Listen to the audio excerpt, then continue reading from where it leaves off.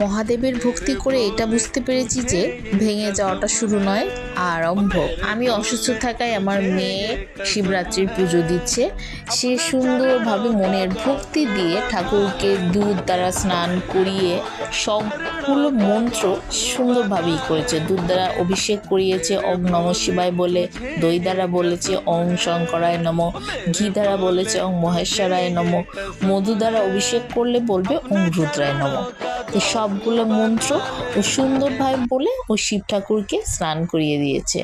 তারপর আমি বাসার পুজোটা সেরে আমি বললাম মন্দিরে চলো, যেহেতু নির্জলা উপোস ছিল তাই মন্দিরে যেয়ে আমরা ঠাকুরের অভিষেক করে এসেছিলাম।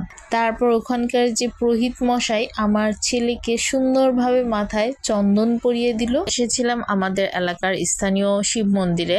শিব মন্দিরে তেমন কোনো ভিড় ছিল না। আমরা এখানে অপেক্ষা করছিলাম কখন ঠাকুর মশাইয়ের পূজাটা শেষ হয়, তারপর আমরা কবে শিব ঠাকুরের মাথায় অভিষেক করাতে পারবো। যেহেতু শিবরাত্রিতে সব মেয়েদের একটা ইচ্ছা থাকে যে বাবা ভোলানাথকে সন্তুষ্ট করার জন্য শিব ঠাকুরের মাথায় দুধ দিয়ে স্নান করাবো।